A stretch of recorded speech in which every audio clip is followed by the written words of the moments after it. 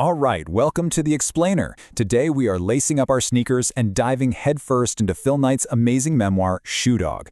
This isn't your typical business story. No, we're going to get into the raw, the chaotic, and honestly, the often desperate story of how one of the world's biggest brands was born from, well, what everyone called a crazy idea. So this quote, it's something Phil Knight's teacher used to say, and man, does it just perfectly capture the spirit of this whole story. You got to understand, this journey wasn't just about starting a business. Right from the get-go, it was about survival. It was about this relentless, unstoppable drive to keep pushing forward no matter what. Okay, so here's how we're going to break this down. First, we'll talk about the book itself, Shoe Dog. Then we'll jump right into Phil Knight's story, this crazy idea he had. We'll follow him to Japan, see how he met his legendary coach and co-founder, and then get into a major showdown that almost ended it all. And of course, we'll wrap it up with our final verdict. All right, first up, the book. We're diving into Shoe Dog, the story that really pulls back the curtain on how that famous swoosh came to be. And trust me, it's a lot messier than you might think. So, a few quick details. It's titled Shoe Dog, a memoir by the creator of Nike, written by the man himself, Phil Knight. It's a memoir, sure, but it's also a deep dive into business and entrepreneurship. We're looking at the Young Readers edition from 2017, which is awesome because it's super accessible. You know, it's really for anyone out there with a dream. Young adults, aspiring entrepreneurs, runners, you name it. So where does a story like Nike even begin? Well, you might think it starts with a fancy business plan and a bunch of investors, right? Nope, it starts with a young guy who is just completely lost. I want you to picture this. It's 1962.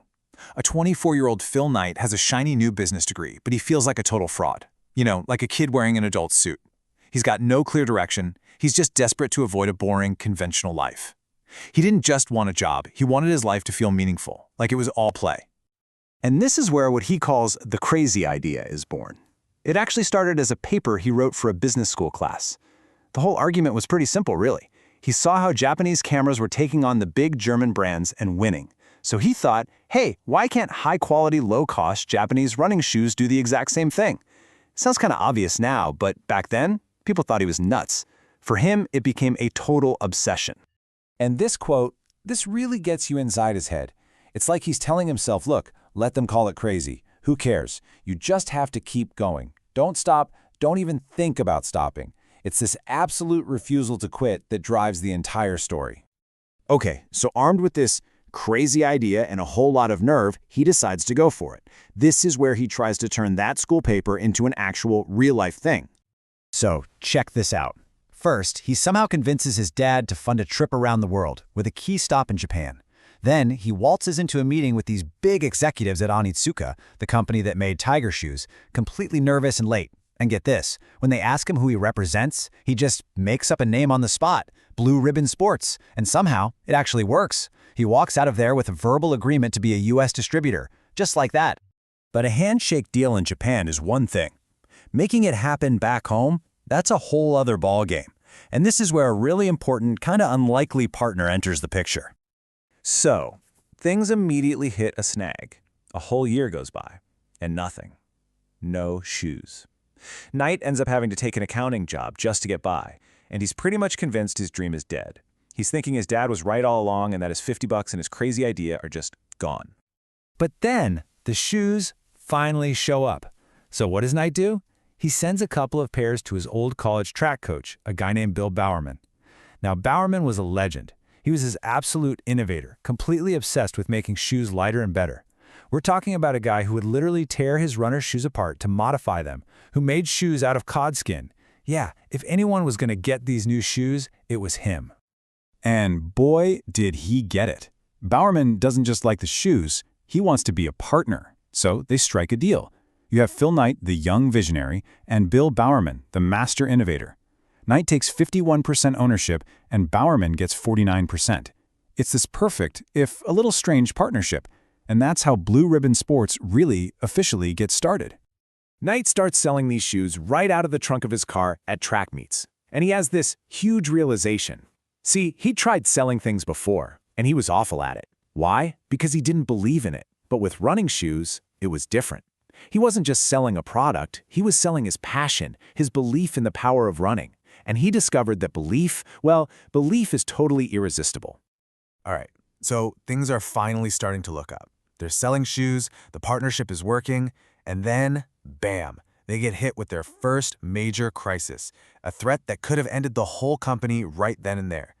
So, a threatening letter shows up. It's from some wrestling coach out on the East Coast, and this guy claims he's the exclusive U.S. distributor for Onitsuka.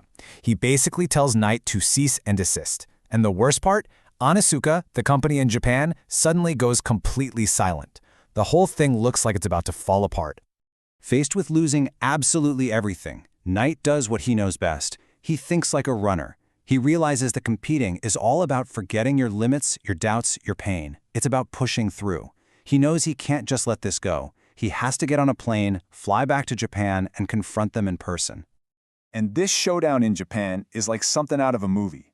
Knight is in this conference room pleading his case when the founder himself, Mr. Onitsuka, walks into the room. He listens to this passionate young American, and he's impressed. He sees a bit of himself in Knight. And right there, on the spot, he makes the call. He gives Blue Ribbon the exclusive distribution rights for the 13 Western states. A massive win, pulled from the brink of total disaster. And this whole experience really hammers home a lesson for Knight. He realizes that you don't achieve something huge, like moving a mountain, all at once. It's just like the proverb says, you do it by carrying away small stones, one by one. It's about that slow, steady, persistent effort, day in and day out. Okay, let's bring it all home. What are the big takeaways from Shoe Dog? You know, when you boil it all down, the final lesson is pretty powerful. It's this: don't just look for a job or even a career. Find a calling. Find that one crazy idea that you can pour every ounce of your belief into, because that's the stuff that gets you through the impossible. So, what's our final grade? Well, the source material doesn't actually give us a number. But for its brutal honesty, its incredible roller coaster of a story, and its message about persevering no matter what, well, a lot of people would say its impact is a perfect 10. It's just one of those stories that sticks with you. Now, if you love the story and you're looking for what to read next, our source doesn't give specific recommendations, but I'd say you should definitely check out other memoirs about entrepreneurship. Look for the ones that, like Shoe Dog, are honest about the failures and the struggle, not just the big wins. And I want to leave you with this last thought from Phil Knight himself. For him, it wasn't just about the glory of winning. It was actually more about a deep, fundamental fear of losing. A fear of just being a spectator, left on the sidelines while life happens. And that fear, that's what fueled everything. And that's a wrap on this explainer. If you want more deep dives into the stories that shape our world, you know what to do. Make sure to follow and subscribe. Thanks so much for tuning in.